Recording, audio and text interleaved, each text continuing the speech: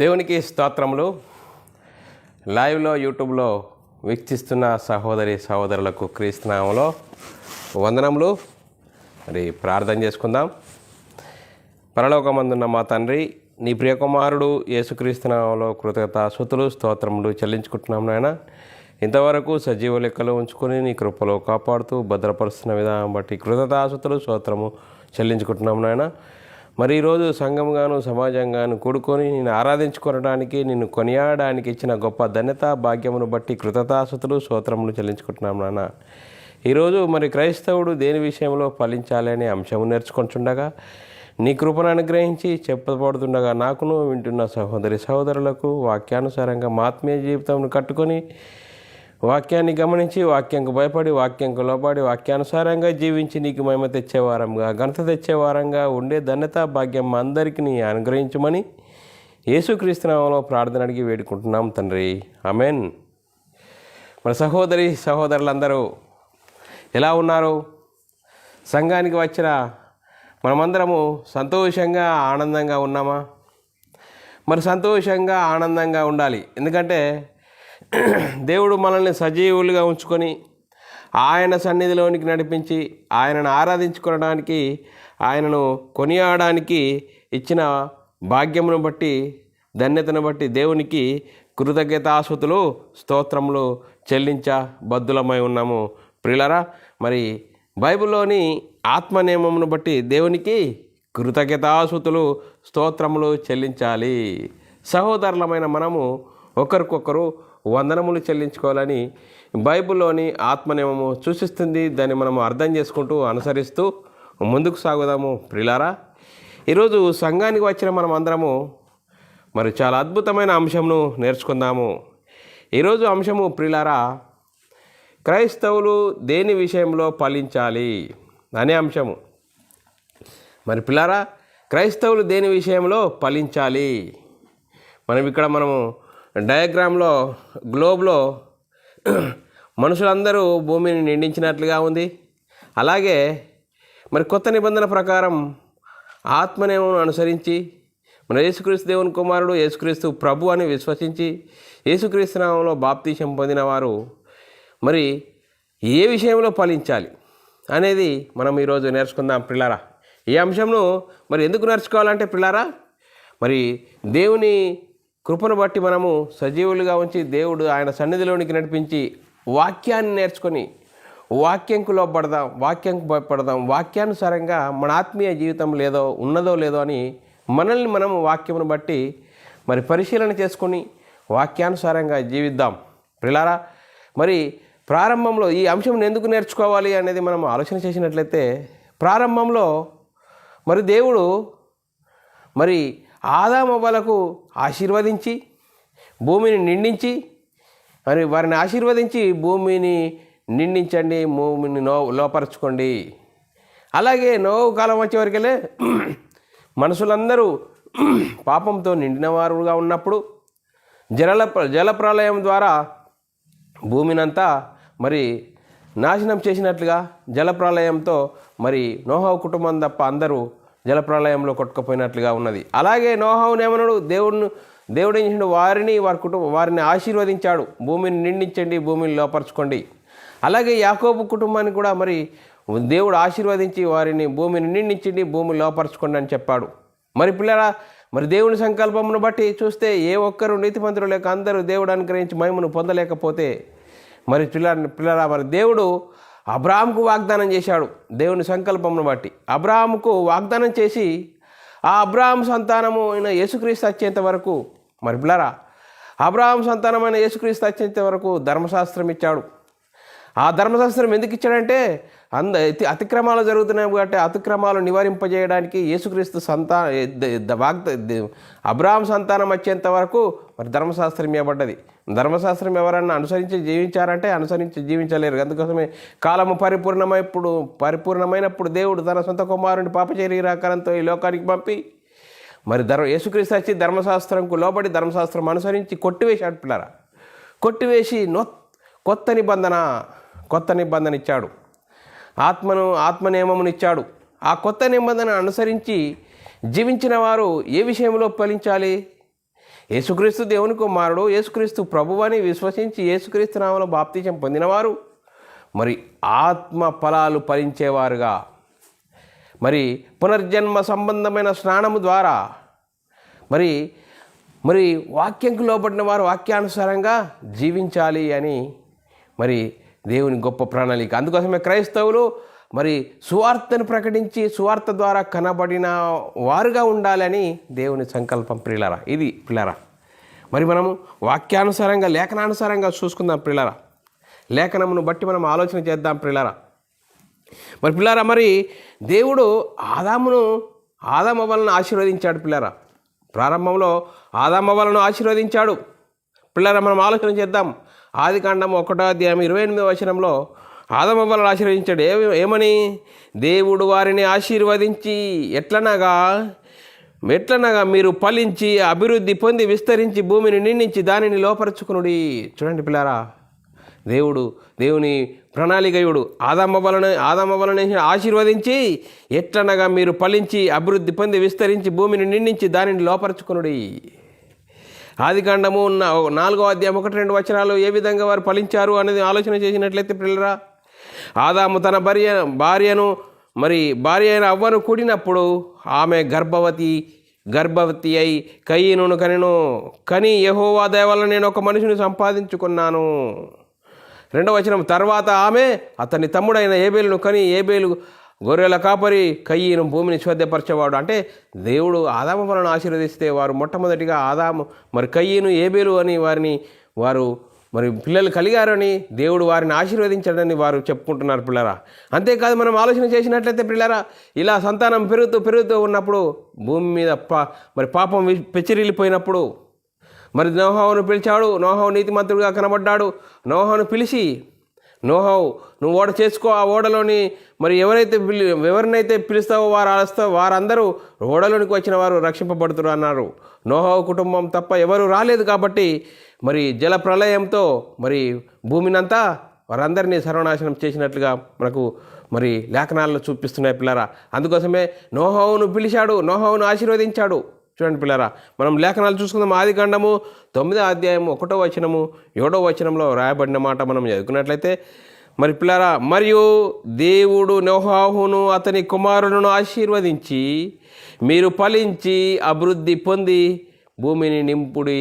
చూడండి పిల్లరా, వారిని కూడా దేవుడు ఆశీర్వదించాడు. మీరు ఫలించి భూమిని నిండించి దాన్ని లోపరుచుకునుడి. అంతేకాదు 7వ వచనము 9వ అధ్యాయము ఆదికాండము మనం చదువుకున్నట్లయితే మీరు ఫలించి అభివృద్ధి పొంది భూమి మీద సమృద్ధిగా సంతానం కానీ విస్తరించుడని వారితో చెప్పాను. చూడండి పిల్లరా, మనం ఆలోచన చేసినట్లయితే నోహావును కూడా ఆశీర్వదించారు. వారిని మీరు భూమి మీద విస్తరించి మీరు పిల్లల్ని కలిసి భూమిని లోపరచుకోండి అని ఆశీర్వదించాడు దేవుడు. అంతేకాదు పిల్లరా, యాకోబును కూడా ఆశీర్వదించినట్టుగా లేఖనాలు చెప్తున్నాయి పిల్లరా. ఆదికాండము 35వ అధ్యాయం 9-10 వచనాలు మనం చదువుకున్నట్లయితే పిల్లరా, యాకోబు పద్దనారాము నుండి వచ్చుచుండగా దేవుడు తిరిగి అతనికి ప్రత్యక్షమై అతనిని ఆశీర్వదించెను. ఏమని ఆశీర్వదించెను? అప్పుడు అతడు అతనితో నీ పేరు యాకోబు, ఇక మీదట నీ పేరు యాకోబు అనబడదు, నీ పేరు ఇజ్రాయిలు అని చెప్పాను. ఇజ్రాయిలు అని పేరు పెట్టాను. చూడండి పిల్లరా, ఇజ్రాయిలు, నువ్వు యాకోబు అనబడవు, నువ్వు ఇజ్రాయిలు అని వారిని ఆశీర్వదించాడు. ఆదికాండం 35వ అధ్యాయం 11వ వచనంలో రాయబడిన మాట లేఖనం చదువుకున్నట్లయితే మరియు దేవుడు, నేను సర్వశక్తి గల దేవుడను, నీవు ఫలించి అభివృద్ధి పొందుము, జనముల సమూహమును నీ వలన కలుగును, రాజులు నీ గర్భవాసమును పుట్టెదరు. చూడండి పిల్లరా, దేవుడు యాకోబును ఆశీర్వదించిన విధానంను చూస్తే ఏ విధంగా జరుగుతున్నది. చూడండి పిల్లరా, ఇంతవరకు మనం ఈ లేఖనాలను బట్టి చూసినట్లయితే దేవుడు ఏం చేసిండు? పాత నిబంధన కాలంలో ప్రారంభంలో మనుషులు భూమి మీద విస్తరించాలి అని వారిని ఆశీర్వదించాడు. ఆశీర్వదిస్తే వీరందరూ మనుషులందరూ భూమిని నిండించారు. భూమి నిండిపోయింది, కానీ దేవుని సంకల్పము అక్కడనే ఉండిపోయింది. అందుకోసమే దేవుని సంకల్పమును జ్ఞాపకం చేసుకుంటే పిల్లారా, ఏ ఒక్కరూ నీతిమంతులు లేక దేవుడు అనుగ్రహించి మహిమను పొందలేకపోతున్నారు. కాబట్టి పిల్లారా, దేవుని సంకల్పం ఏంటి? జగత్తి పునాది వేయబడక మునిపే ప్రేమ చేత ఆయన క్రీస్తులో మనల్ని ఏర్పరచుకున్నాడట. ఎందుకు ఏర్పరచుకున్నాడు? జగత్తి పునాది వేయబడక మునిపే ఆయన మనల్ని క్రీస్తులో ఏర్పరచుకున్నాడు. ఎఫెసీయులకు రాసిన పత్రిక 1:4-6 వచనాల్లో రాయబడ్డది పిల్లారా. మరి మనం ఆలోచన చేసినట్లయితే పిల్లారా, మరి ఈ సంకల్పంను దేవునికి సంకల్పంను జ్ఞాపకం చేసుకొని ఏం చేసిండు? దేవుడు అబ్రాహాంకు వాగ్దానం చేశాడు. ఏమని వాగ్దానం చేశాడు అనేది మనము లేఖనాలను బట్టి మనం ఆలోచన చేసినట్లయితే పిల్లారా, అబ్రాహాంతో దేవుడు నిన్ను గొప్ప జనముగా చేసి నిన్ను ఆశీర్వదించి నీ నామమును గొప్ప చేయుదును, నువ్వు ఆశీర్వాదముగా ఉండు అని మనం అబ్రాహామును ఆశీర్వదించాడు పిల్లారా. ఆదికాండము 1-2-3 వచనాల్లో రాయబడిన మాట మనం చదువుకున్నట్లయితే, యెహోవా నీవు లేచి నీ దేశమును నీ బంధువుల యొద్ద నుండి నీ తండ్రి ఇంటి నుండి బయలుదేరి నేను చూపించిన దేశమునకు వెళ్ళుము. ఏమని చెప్తున్నాడు? నిన్ను గొప్ప జనముగా చేసి నిన్ను ఆశీర్వదించి నీ నామమును గొప్ప చేయుదును, నీవు ఆశీర్వాదముగా నుందువు అని మరి లేఖనాలు చెప్తున్నాయి పిల్లారా. 3వ వచనం, మరి 12-3వ వచనంలో, నిన్ను ఆశీర్వదించి వారిని ఆశీర్వదించేదను, నిన్ను దూషించి వారిని శపించేదను, భూమి యొక్క సమస్త వంశములు నీయందు ఆశీర్వదింపబడునని అబ్రాహాంతో అనగా. చూడండి పిల్లారా, మరి దేవుడు అబ్రాహాంకు వాగ్దానం చేశాడు, నీ సంతానమును చేస్తానని మరిని ఆశీర్వదించాడు. మరి అబ్రాహాంకు అబ్రాహామును ఎందుకు ఆశీర్వదించాడంటే ఆయన సంతానం ఎవరు? మనం ఆలోచన చేసినట్టయితే ఆయన సంతానం ఏ విధంగా మరి భూమి మీద విస్తరిస్తుంది అని లేఖనాల్లో రాయబడిందంటే పిల్లారా, ఆదికాండము 15-4-5-6 వచనాల్లో రాయబడ్డది. అలాగే మరి ఆదికాండము 22 16-17 వచనాల్లో రాయబడిన మనం మాట చదువుకుందాం పిల్లారా. నీకు ఒక్కడై ఉన్న నీ కుమారుని. చూడండి పిల్లారా, మనము 22 వచనము రాయబడిన మాట మనం చదువుకున్నట్లయితే, నేను నిన్ను ఆశీర్వదించి ఏ విధంగా నిన్ను ఆశీర్వదిస్తానని దేవుడు చెప్తున్నాడు. నేను నిన్ను ఆశీర్వదించి ఆకాశ నక్షత్రముల వలె సముద్ర తీరమున ఇసుక వలె నీ సంతానము నిశ్చయముగా విస్తరింపచేసేదను. నీ సంతానము, చూడండి పిల్లరా, నీ సంతానమును ఆకాశమును చూడు, మరి చుక్కలను చూపించాడు. మరి సముద్రానికి వెళ్ళి ఆ ఇసుక రేణువలని నీ సంతానం ఆశీర్వదింపబడని అన్నాడు. మరి ఆ సంతానం అంటే ఎవరు అని మనం ఆలోచన చేసినట్లయితే, దేవుడు అబ్రాహాంకు వాగ్దానం చేశాడు. ఆ వాగ్దాన సంతానం ఎవరు అనేది లేఖనాలు చెప్తున్నాయంటే పిల్లరా, గలతీయులకు రాసిన పత్రిక 3:16 వచనంలో రాయబడిన మాట మనం చదువుకున్నట్లయితే పిల్లరా, మరి దేవుడు అబ్రాహాంకు వాగ్దానం చేసిన సంతానం ఎవరు అంటే పిల్లరా, అబ్రాహామునకును అతని సంతానమునకు వాగ్దానములు చేయబడెను. ఆయన అనేకులను గురించి అన్నట్టు నీ సంతానములకును అని చెప్పక ఒకని గురించి అన్నట్లే ఆ సంతానమునకు అనెను. ఆ సంతానము క్రీస్తు. చూడండి పిల్లరా, యేసుక్రీస్తుని గురించి దేవుడు ఎంత చక్కగా మరి అబ్రాహాంకు వాగ్దానం చేశాడు. ఆ వాగ్దాన సంతానం ఎవరంటే యేసుక్రీస్తు. చూడండి పిల్లరా, యేసుక్రీస్తు అంచేంత వరకు మరి ఏమైంది మనం ఆలోచన చేసినట్లయితే పిల్లరా, మరి దేవుడు అబ్రాహాం సంతానం యేసుక్రీస్తు వచ్చేంత వరకు మరి ఏం జరిగిందంటే పిల్లరా, అతిక్రమాలు జరుగుతున్నాయి కాబట్టి అతిక్రమాలు జరుపుకొని దేవుడు మరి ఒకనాడు దేవుని జనంగా మన ఇజ్రాయేలులకు ధర్మశాస్త్రం ఇచ్చాడు. ఆ ధర్మశాస్త్రం ఎందుకు ఇచ్చాడు? మరి ఆ వాగ్దానం ముందా ధర్మశాస్త్రం ముందా అని మనం ఆలోచన చేసినట్లయితే వాగ్దానం ముందు. చూడండి పిల్లలు, ఏ ఆధారము లేనప్పుడు మరి దేవుడు అబ్రాహాము దేవుని మాట నమ్మను, ఆ మాట ఆయనకు నీతిగా ఎంచబడ్డది. మరి పిల్లరా, మరి ధర్మశాస్త్రం ఎందుకు ఇచ్చాడంటే అతిక్రమాలు జరుగుతున్నాయి, అతిక్రమాలు నివారింపజేయడానికి. మరి యేసుక్రీస్తు మరి అబ్రాహాం సంతానం అని యేసుక్రీస్తు అత్యంత వరకు మరి అది అతిక్రమాలు జరగకుండా నివారింపజేయడానికి ధర్మశాస్త్రం ఇచ్చాడు. ధర్మశాస్త్రం ఎవరైనా అనుసరించి జీవించారంటే అనుసరించి జీవించలేరు. మరి ఏ ఒక్కరు నీతిమంతులు లేక అందరూ దేవుడు అనుకరించి మహిమను పొందలేకపోతున్నారు. కాబట్టి కాలం పరిపూర్ణమైనప్పుడు దేవుడు తన సొంత కుమారుని పాప శరీరాకారంతో ఈ లోకానికి పంపి యేసుక్రీస్తు ఎప్పుడు వచ్చాడు?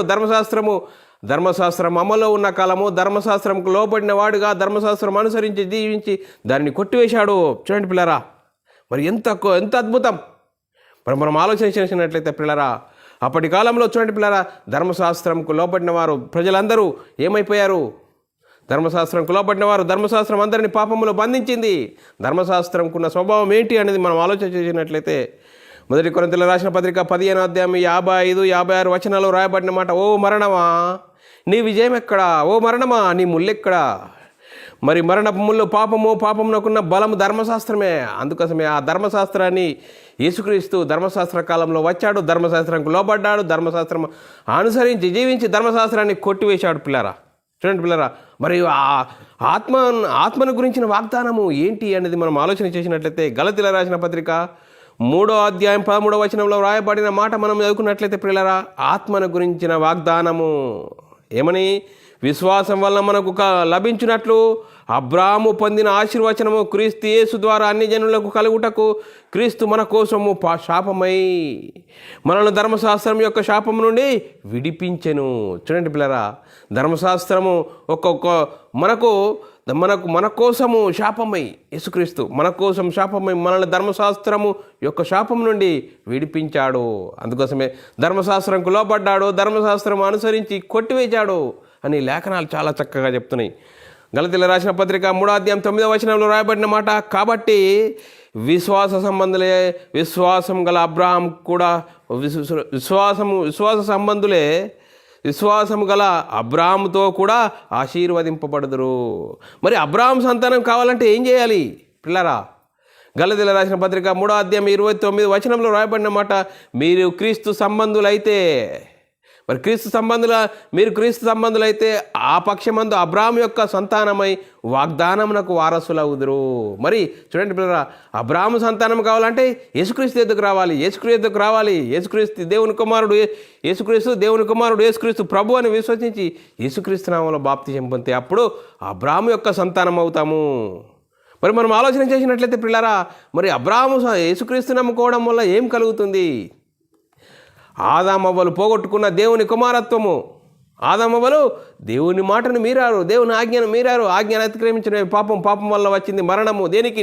మనమైన ఆత్మ దేవునికి మనకు ఎడబాటు కలిగింది. ఆ ఎడబాటు ఇప్పుడు యేసుక్రీస్తు దేవుని కుమారుడు, యేసుక్రీస్తు ప్రభు అని విశ్వసించి యేసుక్రీస్తు నామములో బాప్తిసం పొందితే నువ్వు అబ్రాహాము సంతానానికి వారసులమవుతాము. మరి ఆదామవ్వలు పోగొట్టుకున్న దేవుని కుమారత్వము పొందే గొప్ప అవకాశం ఉన్నదని లేఖనాలు చాలా చక్కగా చెప్తున్నాయి. చూడండి పిల్లరా, చూడండి యేసుక్రీస్తు నామములో బాప్తిసం పొందితే ఎంత గొప్ప భాగ్యమని లేఖనాలు చెప్తున్నాయి. గలతీయులకు రాసిన పత్రిక 3వ అధ్యాయం 26, 27, 28 వచనాల్లో రాయబడిన మాట మనం చదువుకున్నట్లయితే ఎంత అద్భుతం పిల్లరా. యేసుక్రీస్తునందు మీరందరూ విశ్వాసం వల్ల దేవుని కుమారులు. చూడండి పిల్లరా, యేసుక్రీస్తునందు మీరందరూ విశ్వాసం వలన దేవుని కుమారులై ఉన్నారు. క్రీస్తులోనికి బాప్తిసం పొందిన మీరందరూ క్రీస్తును ధరించుకొని ఉన్నారు. చూడండి పిల్లరా, క్రీస్తును ధరించుకోవడం. చూడండి పిల్లరా, మనం ఆలోచన చేసినట్లయితే ఇందులో యూదుడని, గ్రీకు దేశస్థుడని, దాసుడని, స్వతంత్రుడని లేదు, పురుషుడని, స్త్రీ అని లేదు. యేసుక్రీస్తునందు మీరందరూ ఏకంగా ఉన్నారు. చూడండి పిల్లరా, ఎంత గొప్ప భాగ్యం.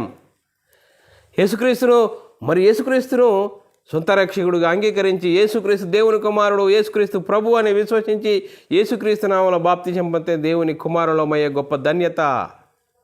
ఆ గొప్ప ధన్యతను మనము పొందుకున్న వారము అబ్రాహాముకు వారసులము, అబ్రాహాము సంతానానికి వారసులము అని లేఖనాలు చెప్తున్నాయి. చూడండి పిల్లరా, ఎంత గొప్ప భాగ్యము. అందుకోసమే మన ప్రాచీన స్వభావమును ఆయనతో కూడా సిలువేయబడము. మన ప్రాచీన స్వభావం అంటే పాప స్వభావము, శరీరానికి లోబడ్డ మనము, శరీరతత్వానికి లోబడ్డ మనము. మరి శరీరంలో ఏమున్నది? పాపం అనే నియమం ఉన్నది. ఆ పాపానికి లోబట్టి మనల్ని చెరబట్టుకొని లోపరచుకొని పోతున్నది. అందుకోసమే మన ప్రాచీన స్వభావం యేసుక్రీస్తు నామములో బాప్తిసం పొందడం ద్వారా మన ప్రాచీన స్వభావమునకు ఆయనతో కూడా సిలువేయబడడం ఎరుగుదము. రోమీయులకు రాసిన పత్రిక 6వ అధ్యాయం 3, 4, 5, 6 వచనాల్లో చాలా చక్కగా రాయబడ్డది. దాన్ని చదువుకుందాం పిల్లారా. మరి క్రీస్తు యేసులోనికి బాప్తిసం పొందిన మనమందరము ఆయన మరణంలో బాప్తిసం పొందితేమని మీరు ఎరగరా అంటే మీకు తెలియదా అని రోమా సంఘంతో పౌలు గారు 1వ శతాబ్దంలో ఎంత చక్కగా చెప్తున్నాడు. చూడండి పిల్లారా, కాబట్టి తండ్రి మహిమ వలన క్రీస్తు మృతులలో నుండి ఏలాగు లేపబడినో అలాగే మనమును నూతన జీవం పొందిన వారమై నడుచుకున్నట్లు మనము బాప్తిసం వలన మరణములో పాలు పొందుటకై ఆయనతో కూడా పాతిపెట్టబడితిమి. బాప్తిసం అంటే పాతిపెట్టడము, నీటిలో ముంచడం అంటే పాత జీవితాన్ని పాతిపెట్టడము. మరి నీటిలో నుంచి మరి పైకి లేవడం అంటే కొత్త జన్మ. చూడండి పిల్లరా, కొత్త జన్మ. మరి లేఖనాలు ఎంత చక్కగా చెప్తున్నాయి చూడండి పిల్లరా. మనం ఆలోచన చేసినట్లయితే 5, 6, 7 వచనాలు చాలా చక్కగా రాయబడ్డ వచనాలను మనము అర్థం చేసుకుని జీవిద్దాం ప్రియులారా. వాక్యంకు లోపడదాం, వాక్యంకు భయపడదాం, వాక్యానుసారంగా జీవించి మన ఆత్మీయ జీవితంలో కట్టుకుందాం ప్రియులారా. 5వ వచనము, మరియు ఆయన మరణం యొక్క సాదృశ్యమందు ఆయనతో ఐక్యం గలవారమైన ఎడల మనము పునర్ధానం యొక్క సాదృశ్యమందును ఆయనతో కూడా ఐక్యం గలవారమై ఉందుము. ఎట్లనగా చూడండి, మనం ఇంకా పాపమునకు దాసులము కాకుండానట్లు పాప శరీరాకారం నిరర్ధకమునట్లు మన ప్రాచీన స్వభావము ఆయనతో కూడా సిలువేయబడిన ఎరుగుదుము అంటున్నాడు. చనిపోయిన వాడు పాప విముక్తుడని తీర్పు పొంది ఉన్నాడు కనుక మనము క్రీస్తు కూడా చనిపోయిన ఎడల మృతులలో నుండి లేచిన క్రీస్తు ఇక చనిపోడని, మరణము ఇకను ఆయన మీద ప్రభుత్వం లేదని ఎరిగి ఆయనతో కూడా జీవించుదామని నమ్ముచున్నాము. ఎట్లనగా ఆయన చనిపోవట చూడగా పాప విషయమై ఒక్కమారే చనిపోయాను, కానీ ఆయన జీవించుట చూడగా దేవుని విషయమై జీవించుచున్నాడు. అటువలే అంటున్నాడు, అటువలే మీరు పాప విషయమై మృతులుగాను దేవుని విషయమై క్రీస్తునందు సజీవులుగాను మిమ్మును మీరే ఎంచుకొనుడి. చూడండి పిల్లరా, మీరు ఏ విధంగా అటువలే మీరును పాప విషయమై మృతులుగాను దేవుని విషయమై క్రీస్తునందు సజీవులుగాను మిమ్మును మీరు ఎంచుకునడని లేఖనాలు చాలా చక్కగా చెప్తున్నాయి. చూడండి పిల్లలు, ఎంత గొప్ప భాగ్యం. ఈ భాగ్యం అర్థం కాకుండా మరి మనం ఏం చేస్తున్నాం? వాక్యం చెప్తున్నాము, వాక్యం ప్రకారంగా నడుతున్నామా లేదా, వాక్యానుసారంగా మన ఆత్మీయ జీవితం ఉన్నదా లేదా, మనం తీసుకున్న బాప్తిసాలు సరిగ్గా ఉన్నాయా లేదా అనేది మనము ఆలోచన చేయాలి. క్రైస్తవుడు దేని విషయంలో ఫలించాలి? చూడండి పిల్లల, ఇంకా కొలసీలు రాసిన పత్రిక 2వ అధ్యాయము 12-13 వచనాల్లో చాలా చక్కగా రాబడ్డది. మరి బాప్తీసం మందు ఆయనతో కూడా పాతిపెట్టబడడం అంటే ఏంటి? మీరు బాప్తీసం మందు ఆయనతో కూడా బడిన వారై ఆయనను మృతులలో నుండి లేపిన దేవుని ప్రభావమందు విశ్వాసం ఉంచుట ద్వారా ఆయనతో కూడా లేచితిరి. చూడండి, ఆయనతో కూడా లేచితిరి. పాత జీవితాన్ని నీటిలో పాతిపెట్టాము, మరి తిరిగి లేవడం ద్వారా కొత్త జీవితము ప్రారంభమైంది. చూడండి పిల్లరా, అంతేకాదు, మరియు అపరాధం వలన శరీరమందు సున్నతి పోవుట వలన మీకు మృతులై ఉండగా. చూడండి పిల్లరా, మృతులైపోయారు, చనిపోయారు, బాప్తిసంలో చనిపోయారు, తిరిగి లేవడం కొత్త జన్మ. అందుకోసమే పునర్జన్మ సంబంధమైన స్నానము. బాప్తిసాన్ని ఏమన్నారు? పునర్జన్మ సంబంధమైన స్నానము. తీతుకు రాసిన పత్రిక 3వ అధ్యాయం 4వ వచనంలో 4-5 వచనాల్లో చాలా చక్కగా రాయబడ్డది. మన రక్షకుని యొక్కయు దేవుని యొక్క దయయు మానవుల ఎడల ఆయనకున్న ప్రేమ ప్రత్యక్షమైనప్పుడు. చూడండి పిల్లల, ఆయనకున్న ప్రేమ ప్రత్యక్షమైనప్పుడు మనము నీతిని అనుసరించి చేసిన క్రియల మూలంగా కాక కనికరం చొప్పున పునర్జన్మ సంబంధమైన స్నానం ద్వారా పరిశుద్ధాత్మ మనకు నూతన స్వభావం కలుగజేయుట ద్వారా మనల్ని రక్షించెను. చూడండి పిల్లల, ఎంత గొప్ప భాగ్యము! కొత్త జన్మ. చూడండి, పాత జీవితాన్ని నీటిలో పాతి పెడుతున్నాము బాప్తీసం ద్వారా, మరి తిరిగి లేవడం ద్వారా కొత్త జన్మ ఏ విధంగా అని మరి యోహాను పత్రికలో, యోహాను సువార్తలో 3-4-5 వచనాల్లో చాలా చక్కగా రాయబడ్డది. కొత్త జన్మ అంటే దేవుని రాజ్యం ప్రవేశించాలంటే మరి నిశ్చయంగా కొత్త జన్మ కావాలని లేఖనాలు చెప్తున్నాయి. పిల్లరా, యోహాను సువార్త 3వ అధ్యాయము 3-5 వచనాలు చదువుకున్నట్లయితే, అందుకు యేసుక్రీస్తు చెప్తున్నాడు నికోదేముతో, అందుకు యేసు ఒకడు కొత్తగా జన్మించితేనే కానీ అతడు దేవుని రాజ్యం చూడలేడని నీతో నిశ్చయంగా చెప్తున్నాను. నికోదేముతో చెప్తున్నాడు, ఖచ్చితంగా దేవుని రాజ్యం చూడాలంటే కొత్త జన్మ కావాలి. ఈ లోకంలో చూడాలంటే తల్లి గర్భంలో నుంచి భూమి మీదకి రావాలి. ఈ భూమి మీదకి వచ్చిన మనం అందరము దేవుడు అనుగ్రహించి మహిమను పొందలేకపోతున్నాం. అందుకోసం అందరూ పాపం చేసి దేవుడు అనుగ్రహించి మహిమను పొందలేకపోతున్నాం. కాబట్టి నువ్వు పరలోకం చేరాలంటే మరి కొత్త జన్మ అవసరము. కొత్త జన్మ కావాలంటే యేసుక్రీస్తు దేవుని కుమారుడు, యేసుక్రీస్తు ప్రభు అని విశ్వసించి యేసుక్రీస్తు నామములో బాప్తిసం పొందితే అప్పుడు దేవుని రాజ్యం చూసే గొప్ప భాగ్యం ఉన్నదని లేఖనాలు చెప్తున్నాయి. అందుకోసమే నికోదేము ఏమంటాడు? ఆయన పరిసయ్యుడు. చూడండి పిల్లరా, పరిసయ్యునికి అర్థం కాని పరిస్థితి. మరి యేసుక్రీస్తు చెప్తున్న సంగతి అర్థం కాక ఏమంటుడు? అందుకు నికోదేము, ముసలివాడైన మనుషుడేలాగూ జన్మింపగలడు, రెండవ మారు తల్లి గర్భమందు ప్రవేశింపగలడా అని ఆయనను అడగగా. చూడండి పిల్లరా, కొత్త జన్మ అంటున్నావు, నేను ఈ భూమి మీద జీవిస్తున్నాను, ఈ జన్మ సరిపోదంటే ఈ జన్మ సరిపోదు, కొత్త జన్మ కావాలి అంటే మరి ఎలాగా? మళ్ళీ తల్లి గర్భంలోనికి వెళ్ళాలా, రెండవ మారు పుట్టాలా అని అడుగుతున్నాడు. ఎందుకు? ఎవరు? మరి శాస్త్రు, మరి నికోదేము నీకు అంత గొప్ప ఆయనకే అర్థం కాని పరిస్థితి. ఈరోజు మనము ఎందుకు యేసుక్రీస్తు నమ్ముకుంటున్నాం, యేసుక్రీస్తుకు నమ్ముకోవడం ద్వారా ఏం కలుగుతుంది అనేది మనం ఆలోచన చేయాలి. బాప్తిసం వల్ల ఏం జరుగుతుంది? చూడండి పిల్లరా, 5-6 వచనాల్లో యేసు ఇట్లా నేను ఒకడు నీటి మూలముగాను ఆత్మ మూలముగాను జన్మించితేనే కానీ దేవుని రాజ్యంలో ప్రవేశింపలేడని నీతో నిశ్చయముగా చెప్తున్నాను అని చెప్తూ, శరీర మూలముగా జన్మించినది శరీరమును, ఆత్మ మూలముగా జన్మించినది ఆ ఆత్మ అయి ఉన్నది. చూడండి పిల్లరా, రెండు ఉన్నాయి. మరి శరీరం ఉన్నది, ఆత్మ ఉన్నది. ఆత్మ మరి శరీరము మనము శరీరం ధరించుకొని రావాలంటే తల్లి గర్భంలో నుండి రావాలి. మరి ఆత్మానుసారంగా జీవించాలి, పరలోకం చేరాలంటే నువ్వు యేసుక్రీస్తు దేవుని కుమారుడు, యేసుక్రీస్తు ప్రభు అని యేసుక్రీస్తు నామములో బాప్తిసం పొందినప్పుడే దేవుని రాజ్యం చూసే గొప్ప అవకాశం ఉన్నది అని లేఖనాలు చాలా చక్కగా చెప్తున్నాయి. పిల్లరా, మనం ఏ విధంగా జీవిస్తున్నాం? మరి దేవుని పిల్లలం కావాలంటే ఏ విధంగా ఉండాలంటే యోహాను సువార్త 1వ అధ్యాయము 12-13 వచనాల్లో రాయబడిన మాట మనం చదువుకున్నట్లయితే, పిల్లరా, తన్ను ఎందరు అంగీకరించిదురో వారందరికీ అనగా ఆయన నామమందు విశ్వాసం ఉంచి వారందరికీ దేవుని పిల్లలకు ఆయనకు అధికారం అనుగ్రహించెను. చూడండి పిల్లరా, ఎందరు ఆయనను అంగీకరించిదురో వారందరూ అనగా మరి తన నామమందు విశ్వాసం ఉంచి వారందరికీ దేవుని పిల్లలది అనే అధికారము. చూడండి పిల్లరా, వారు దేవుని వలన పుట్టిన వారే కానీ రక్తం వలన, శరీరేచ్ఛ వలన, మానసేచ్ఛ వలన పుట్టిన వారు కారు. చూడండి పిల్లరా, శరీర సంబంధమైన జన్మ మరి పరలోకం చేరలేదు. పరలోకం చేరాలంటే రక్తమాంసములు దేవుని పరలోక రాజ్యాన్ని స్వతంత్రించుకోలేదని లేఖనాలు చాలా చక్కగా చెప్తున్నాయి. మరి ఎలా పుట్టాలి? సత్యవాక్యం వల్ల కనబడాలి. యాకోబు రాసిన పత్రిక 1వ అధ్యాయం 18వ వచనంలో రాయబడిన మాట చదువుకున్నట్లయితే, ఆయన తాను సృష్టించిన వాటిలో మనము ప్రథమ ఫలముగా ఉండునట్లు సత్యవాక్యం వల్ల మన తన సంకల్ప ప్రకారంగా కనెను. మరి సత్యవాక్య ప్రకారంగా కనాలంటే సువార్త ప్రకారం మరి కనబడాలి. సువార్త ప్రకటించాలి. సువార్త ఏమని? యేసుక్రీస్తు దేవుని కుమారుడు, యేసుక్రీస్తు ప్రభువు, యేసుక్రీస్తు మన పాపముల నిమిత్తం మరణించాడు, సమాధి చేయబడ్డాడు, 3వ దినమున తిరిగి లేచాడు అని విశ్వసించాలి. లేఖనాల ప్రకారం 3వ దినమున తిరిగి లేచాడు అని అది సువార్త. ఆ సువార్త ప్రకటించడం ద్వారా, ఆ సువార్తను విని ఆ సువార్తకు లోబడి నేను పాపిని అని గ్రహించి నా పాపముల కోసం యేసుక్రీస్తు మరణించాడు, తిరిగి లేచాడని విశ్వసించి, మరి యేసుక్రీస్తు దేవుడు తిరిగి లేపాడు అని విశ్వసించి యేసుక్రీస్తు నామములో బాప్తిసం పొందితే అప్పుడు కొత్త జన్మ అనేది నువ్వు స్వతంత్రించుకుంటావు. గొప్ప భాగ్యం. ఆ భాగ్యము మనము అర్థమవుతుందా? మనం ఏ విధంగా జీవిస్తున్నాము అనేది మనల్ని మనమే వాక్యమును బట్టి ఆలోచన చేయాలి. పిల్లరా, మనం ఆలోచన చేసినట్లయితే పాత నిబంధన కాలంలో పాత నిబంధన కాలంలో భూమి మీద అందరూ భూమిని నిండించాలని మరి ఆదమవులకు దేవుడు వారిని ఆశీర్వదించాడు.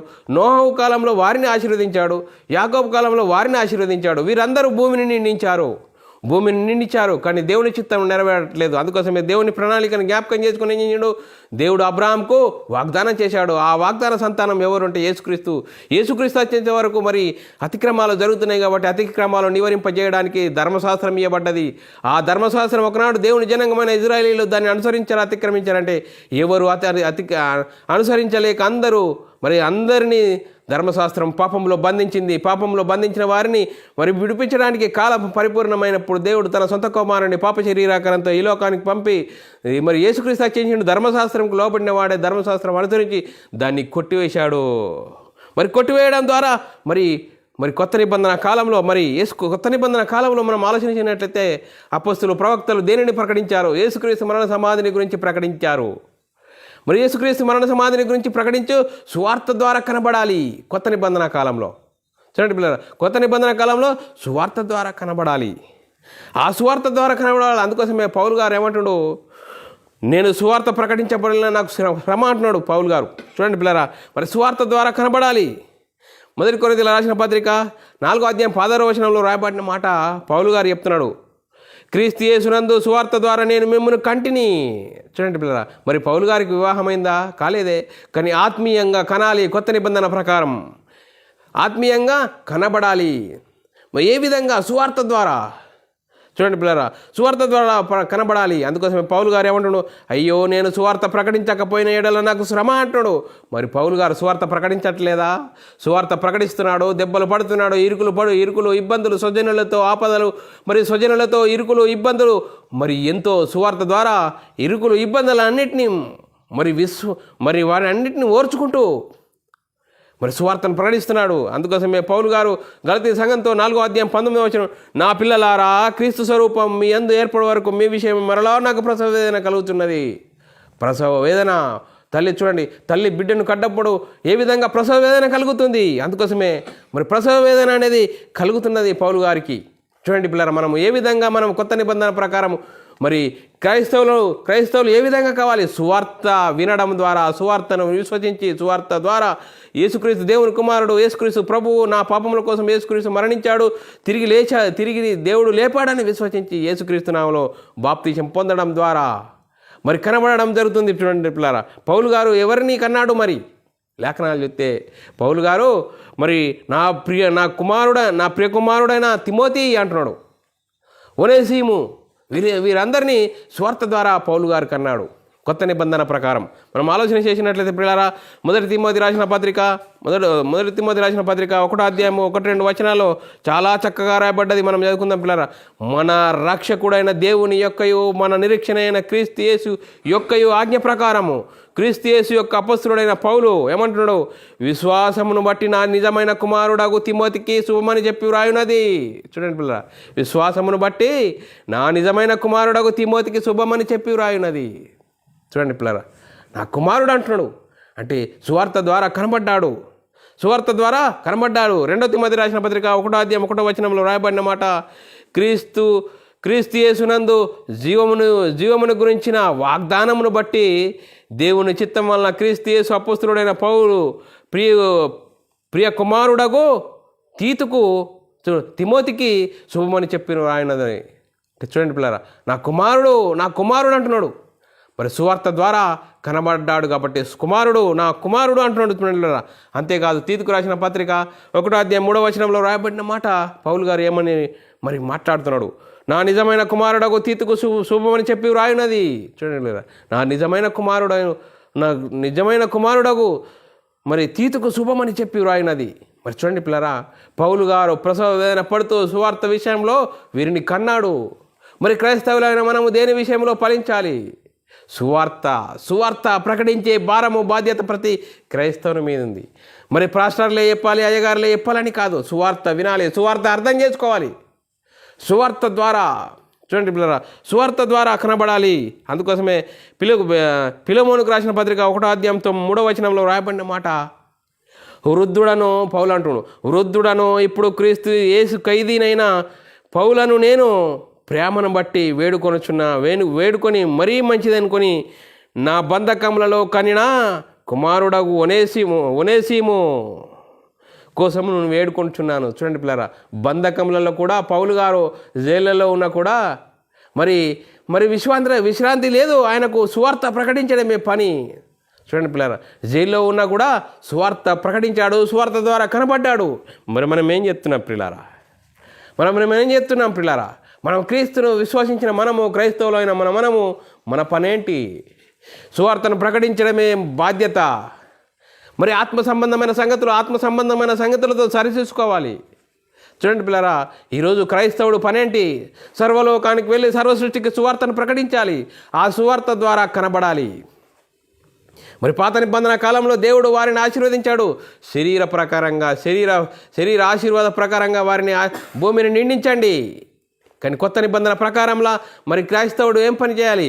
క్రైస్తవుడు సర్వలోకానికి వెళ్ళి సర్వసృష్టి సువార్తను ప్రకటించాలి. మనమై ఉన్న ఆత్మను రక్షించుకున్నాం. మనము అనేకులను రక్షించే పనిలో ఉండాలి. చూడండి పిల్లరా, మనము అనేకులను రక్షించే పనిలో ఉండాలి. మరి వారు రక్షింపబడ్డవారు ఏ విధంగా ఉంటారట? మీరే మా మహిమ మా ఆనందం అంటున్న పౌలు గారు. మీరే రక్షింపబడ్డవారే, మీరు వాక్యంలో నిలబడిదిరా, మీరే మా మహిమయు మా ఆనందం అంటున్నాడు. చూడండి పిల్లరా, తెస్సలోనికి రాసిన పత్రిక 2వ అధ్యాయం 19-20 వచనాల్లో రాయబడిన మాట మనం ఎదుగునట్లయితే, ఏలైనగా మా నిరీక్షణ అయినను ఆనందమైనను అతిశయ కిరీటమైనను ఏది? చూడండి పిల్లరా, పౌలు గారు కూడా ఎంత గొప్ప మాటలు మాట్లాడుతున్నాడు. ఏలైనగా మా నిరీక్షణ అయినను మా ఆనందమైనను అతిశయ కిరీటమైనను ఏది అని మరి చెప్తూ, మన ప్రభు అయిన యేసు యొక్క రాకడ సమయమందు ఆయన ఎదుట మీరే కదా నిశ్చయమైన మీరే మా మహిమ ఆనందము.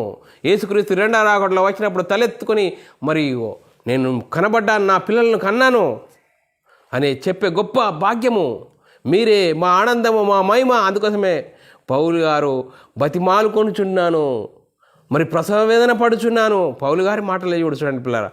పౌలు గారు ఏ విధంగా ఎంత ఆత్మీయంగా అనేకులను హక్కున చేర్చుకున్నాడు, ఏ విధంగా సువార్త ప్రకటించాడు, స్వజనులలో ఆపదలోను ఇరుకులో ఇబ్బందులు అవన్నిటినీ ఎన్ను ఓర్చుకున్నాడు. ఎందుకు? పరలోకం అనే గొప్ప మహిమను, ఆ మహిమ ఎదుట ఈ కాలపు శ్రమలు ఎన్నతైనవి కావని పౌలు గారు చెప్తున్నాడే. మరి మనం ఏం చెప్తున్నాం? క్రీస్తుని ధరించుకున్న నీవు నేను, సహోదరి సహోదరుడా, మన పరిస్థితి ఏ విధంగా ఉన్నది? మనం ఆలోచన చేయాలి. సువార్త ద్వారా, సువార్త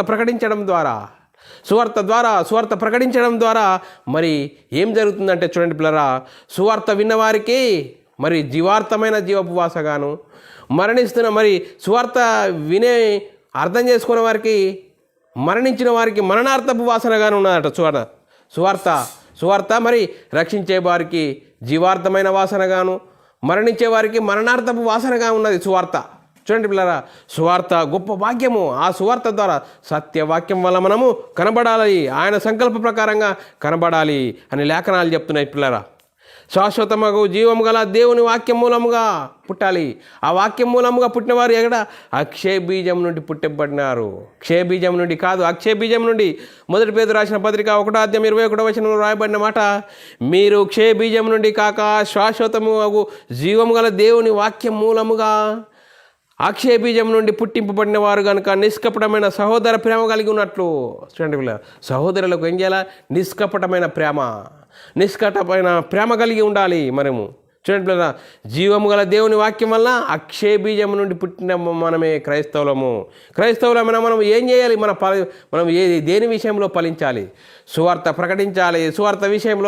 సువార్త ప్రకటించే విషయంలో ఇరుకులు ఇబ్బందులు వస్తాయి. క్రైస్తవుడు శ్రమ అనుభవించడమే గొప్ప భాగ్యం, మహానందం అనుకోవాలి. చూడండి పిల్ల, ఆ వాక్యం ప్రకటించాలి. వాక్యం ద్వారా వారు వాక్యం ఆనుకొని జీవించాలి. మరి యేసుక్రీస్తు రెండవ రాకడలో వచ్చినప్పుడు మీరే కదా మా ఆనందము, మా మహిమ అని పౌలు గారు చెప్తున్నాడు. మరి మన మహిమ ఏది?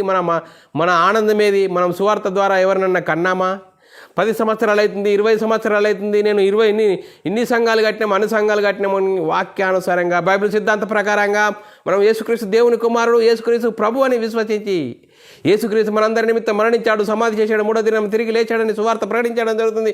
ఆ సువార్తను విని మనము మరి యేసుక్రీస్తు నామములో బాప్తిసం పొందితే మరి కొత్త జన్మ, ఆ నూతన జన్మ జన్మించిన వారే దేవుని రాజ్యాన్ని స్వతంత్రించుకునే గొప్ప భాగ్యమని లేఖనాలు చెప్తున్నాయి. పిల్లరా, మనం ఏ విధంగా ఉన్నాం? మన ఆత్మీయ జీవితం ఏ విధంగా ఉన్నది? మరి మనం ఆలోచన చేసినట్లయితే పిల్లరా, మనం ఆలోచన చేసినట్లయితే పాత నిబంధన కాలంలో దేవుడు ఆదామును, నోహావును మరియు యాకోబును ఏ విధంగా ఆశీర్వదించాడు? శరీర సంబంధమైన ఆశీర్వాదము, భూమిని నిండించి భూమిని లోపరుచుకోండి. మరి మరి ఆలోచన చేసినట్లయితే పిల్లరా, ఈ మరి భూమితో మనుషులు నిండిపోతున్నారు, కానీ దేవుని సంకల్పం నెరవేరట్లేదు. అందుకోసమే దేవుని సంకల్పాన్ని జ్ఞాపకం చేసుకుని దేవుడు అబ్రహాంకు వాగ్దానం చేశాడు. ఆ వాగ్దాన సంతానమైన యేసుక్రీస్తు వచ్చేంత వరకు మరి అతిక్రమాలు జరుగుతున్నాయి కాబట్టి అతిక్రమాలు నివారింపజేయడానికి ధర్మశాస్త్రం ఇచ్చాడు. ఒకనాడు దేవుని జనాంగమైన ఇజ్రాయేలుకు ధర్మశాస్త్రం ఇస్తాడు. ధర్మశాస్త్రం వారు అనుసరించారు, అతిక్రమించారంటే అనుసరించలేరు. ధర్మశాస్త్రం అందరినీ పాపంలో బంధించింది. పాపంలో బంధించిన వారిని విడిపించడానికి దేవుడు కాలం పరిపూర్ణమైనప్పుడు దేవుడు తన సొంత కుమారుని పాప శరీరాకారంతో ఈ లోకానికి పంపి మరి దేవుని కుమారుడైన యేసుక్రీస్తు ఏం చేసిండు? ఈ ధర్మశాస్త్ర కాలం అమల్లో ఉన్నప్పుడు ధర్మశాస్త్రంకు లోబడిన వాడే ధర్మశాస్త్రం అనుసరించి ధర్మశాస్త్రాన్ని కొట్టివేసేసాడు. కొత్త నిబంధన. ఆ కొత్త నిబంధన కాలంలో మరి అపొస్తలులు ఏమని ప్రకటించారు? యేసుక్రీస్తు మరణ సమాధిని గురించి సువార్త మన పాపముల నిమిత్తం యేసుక్రీస్తు మరణించాడు, దేవుడు ఆయనను తిరిగి లేపాడని సువార్త. ఆ సువార్త లేఖనాల ప్రకారం 3వ దినం తిరిగి లేచాడు. తిరిగి లేచి పరలోకానికి వెళ్ళి పరలోకంలో పరిశుద్ధాత్మని పంపి ఆ పరిశుద్ధాత్మని పొందుకున్న 12 మంది యేసుక్రీస్తు మరణ సమాధిని గురించి సువార్త ప్రకటించారు. ఆ సువార్త ప్రకటించిన వారు హృదయాలు నొచ్చుకున్నాయి, హృదయాలు పొడవబడ్డాయి. మేమేం చేయాలి సహోదరులారా అంటే మారు మనసు పొంది ప్రతివాడు పాపక్షమాపణ నిమిత్తం ప్రతివాడు యేసుక్రీస్తు నామములో బాప్తిసం పొందాలి. పొందినవాడే దేవుని రాజ్యాన్ని స్వతంత్రించుకుంటాడని లేఖనాలు చాలా చక్కగా చెప్తున్నాయి. చూడండి పిల్లలు, ఇంత గొప్ప భాగ్యం ద్వారా మనము యేసుక్రీస్తు దేవుని కుమారుడు, యేసుక్రీస్తు ప్రభు అని విశ్వసించి యేసుక్రీస్తు నామములో బాప్తిసం పొందినప్పుడు మరి దేవుడు అబ్రహాంకు వాగ్దానం చేసిన సంతానముకు వారసులమవుతామని లేఖనాలు చాలా చక్కగా చెప్తున్నాయి పిల్లరా. అందుకోసమే క్రైస్తవుడు దేని విషయంలో ఫలించాలి? సువార్త ప్రకటించాలి. ఆ సువార్త ప్రకటించడం ద్వారా ఆ సువార్త ద్వారా ఫలించాలి. ఆ సువార్త ద్వారా కనబడిన వారే దేవుని చిత్తాన్ని నెరవేర్చేవారు, దేవుని సంకల్పాన్ని నెరవేర్చేవారు, దేవుని రాజ్యాన్ని స్వతంత్రించుకునే గొప్ప ధన్యత భాగ్యము మనం ముంగటున్నది పిల్లారా. ఆ భాగ్యం మనం అర్థం చేసుకుంటున్నామా? ఏ విధంగా ఉంటున్నాం మనల్ని మనం ఆలోచన చేసుకోవాలి పిల్లరా. అందుకోసమే క్రైస్తవుడు దేని విషయంలో ఫలించాలి? దేని విషయంలో? శరీర విషయం లోపల నాకు ఆస్తులున్నాయి, అంతస్తులున్నాయి, ఈ లోక సంబంధమైన విషయాలు కాదు. క్రైస్తవుడు ప్రకృతి సంబంధమైన వాడు కాదు, ఆత్మ సంబంధి. చూడండి, నేను మనమై ఉన్న ఆత్మను రక్షించుకోవాలంటే యేసుక్రీస్తుకు రావాలి. యేసుక్రీస్తుకు వచ్చి యేసుక్రీస్తు ఎవరని నమ్మాలి? యేసుక్రీస్తు భూమి మీదకి చేంజ్ చేశాడు. మరణంను నిరర్ధకం చేసి జీవమును అక్షయత వల్ల సువార్త వలన వెలుగులోనికి తీసుకొని వచ్చాడు. యేసుక్రీస్తుని ఎందుకు నమ్ముకుంటున్నావు? ఈ శరీర సంబంధమైన ప్రకృతి సంబంధమైన సువార్తలు ఈరోజు ప్రకృతి సంబంధమైన వాటి కోసము సువార్త ప్రకటించడం జరుగుతుంది. చూడండి పిల్లలు, యేసుక్రీస్తు నమ్ముకుంటే అన్నీ మీకు కలుగుతాయని ఈరోజు అనేకమైన దుర్బోధలు జరుగుతున్నాయి. చూడండి పిల్లరా, ఆ దుర్బోధలను నమ్మకుండా సువార్త ప్రకారంగా మనము సువార్త ప్రకటించాలి.